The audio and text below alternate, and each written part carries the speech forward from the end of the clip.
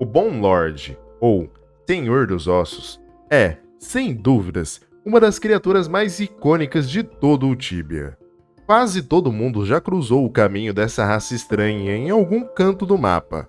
Afinal, eles estão por toda a parte. Talvez você os conheça por serem os misteriosos criadores e guardiões da enigmática linguagem 469, um dos segredos mais antigos e intrigantes do jogo. Ou quem sabe a sua história com eles seja ainda mais antiga. Tão antiga que você chegou a enfrentá-los quando ainda eram chamados de Beholders, nome que precisou ser trocado para Bone Lords depois que a Blizzard moveu um processo contra a Cipsoft por uso indevido de marca registrada.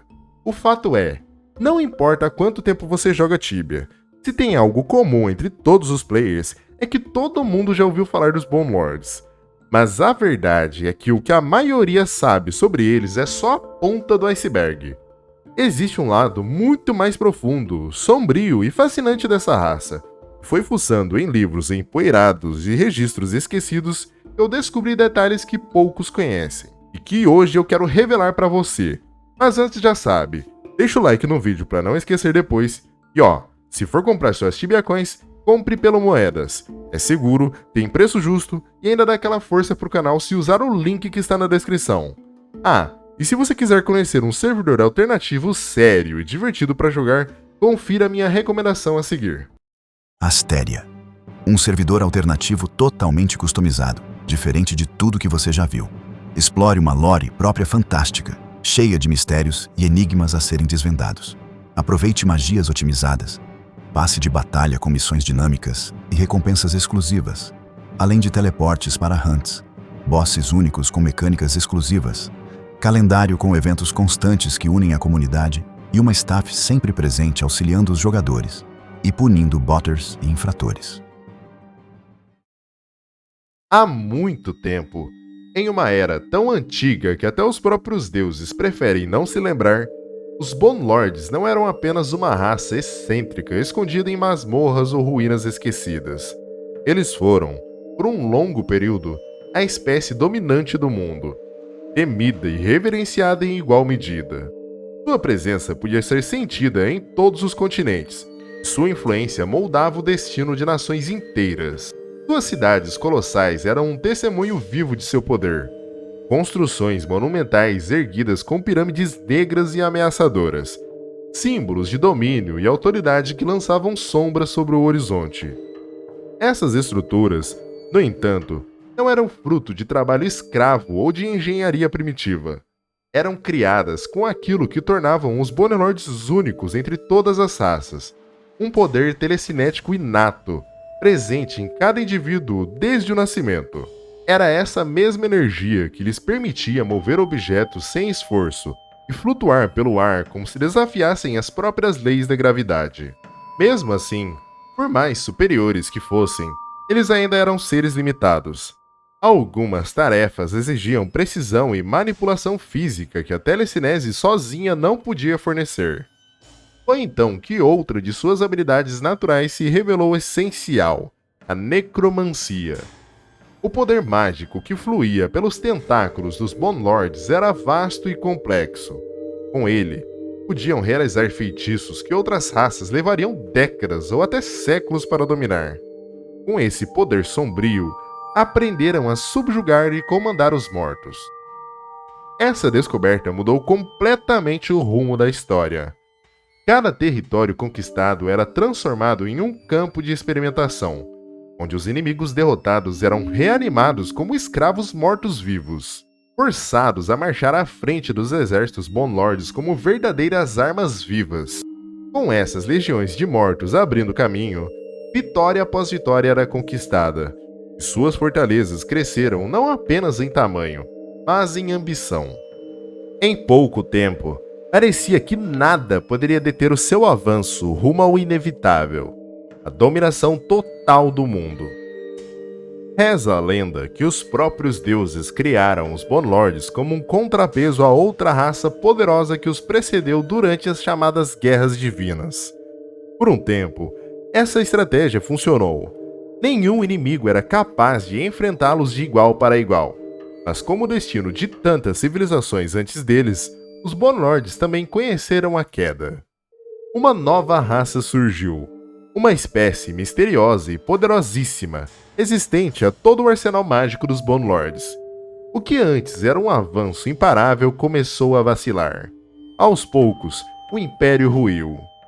Foram substituídos por outras raças escolhidas pelos deuses sombrios para lutar por suas causas, uma após a outra, algumas desaparecendo antes mesmo que as anteriores se extinguissem completamente. E ainda assim, os Bone Lords sobreviveram melhor que a maioria. Restos de sua civilização continuaram existindo mesmo depois que as suas cidades desmoronaram e suas pirâmides se transformaram em pó. Muitos deles se refugiaram nas profundezas do mundo, e lá, longe dos olhos dos deuses e dos mortais, travaram guerras subterrâneas brutais contra outras raças que também haviam fugido da superfície. As vitórias foram escassas, mas o suficiente para que estabelecessem novas fortalezas no subsolo, não tão grandiosas quanto as antigas, mas seguras o bastante para garantir sua sobrevivência. Foi nesse exílio que os Bone Lords aprenderam a lição mais amarga da sua história. Perceberam que sua dependência dos poderes naturais havia se tornado sua maior fraqueza, e então decidiram mudar. Passaram a estudar suas próprias limitações e a buscar formas de superá-las por meio da ciência, da experimentação e do conhecimento. Entre todas as áreas de pesquisa, uma parecia mais promissora do que qualquer outra: a necromancia. E já era um dom natural da raça, então só precisaria desenvolvê-la mais. Foi nesse contexto que surgiu, dentro da própria sociedade Bone Lord, uma nova facção radical que se autodenominou Bone Lords. Ao contrário da raça como um todo, que utilizava a necromancia como uma ferramenta, esse grupo a via como o próprio caminho para a evolução. Eles acreditavam que, ao dominar a arte de criar e controlar os mortos em sua forma mais pura, poderiam superar as limitações impostas por sua natureza. Seus experimentos logo começaram a dar frutos. Conseguiram criar um novo tipo de servo morto-vivo capaz de agir sem precisar de ordens diretas de um mestre. Era um avanço significativo, mas ainda incompleto. Essas criaturas careciam de inteligência, eram obedientes e leais, mas incapazes de tomar decisões ou realizar tarefas complexas. E assim, os Bone Lords decidiram levar seus experimentos além dos limites da razão e da moralidade. Roubaram almas, transplantaram consciências entre vivos e mortos, fundiram carne com energia profana e tentaram criar a criatura perfeita, uma fusão de vida e morte, obediência e intelecto. Os resultados, no entanto, foram catastróficos. As aberrações criadas pereciam minutos após ganharem vida. Algumas eram tão instáveis que explodiram em pura energia sombria. Depois de inúmeros fracassos e tragédias, os experimentos foram abandonados e, com o tempo, esquecidos. Ou, pelo menos, era o que todos acreditavam.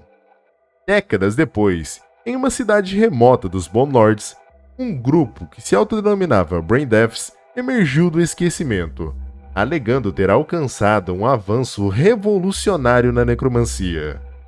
Céticos, os anciões enviaram cientistas para investigar o que havia sido feito. O que encontraram, porém, ultrapassava qualquer noção de horror. Criaturas grotescas, deformadas e degeneradas, frutos de experimentos tão abomináveis que o Conselho declarou imediatamente que tais criações violavam tudo o que significava ser um Bone Lord. As ordens foram claras.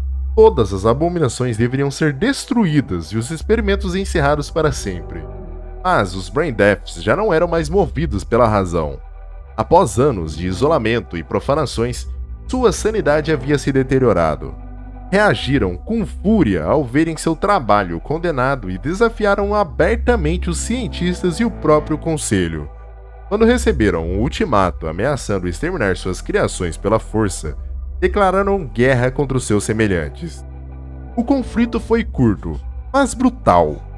Nenhum dos lados mostrou piedade, e armas mágicas e profanas foram usadas sem restrições. No fim, os Brain Deaths foram derrotados. mas não antes de libertarem seu exército de mortos-vivos experimentais.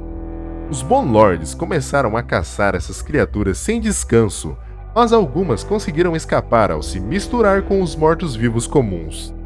Até hoje, ninguém sabe ao certo quantos deles fugiram, mas um fato continua a intrigar estudiosos. Relatos descrevem que as habilidades dessas criaturas fugitivas eram assustadoramente semelhantes às dos vampiros. E se isso for verdade, é possível que pelo menos uma delas tenha escapado de sua prisão subterrânea e sobrevivido até os dias atuais. Bom, gostaria de finalizar esse vídeo te deixando algumas perguntas. Se essa criatura realmente escapou e ainda está por aí, qual seria ela? Lembrando que as suas habilidades são muito semelhantes às dos vampiros. E a última pergunta é: qual tema de vídeo você quer para um próximo? E respondam aí nos comentários e muito obrigado por assistirem esse vídeo até o finalzinho. Um abraço e nos vemos em um próximo vídeo. Valeu e falou!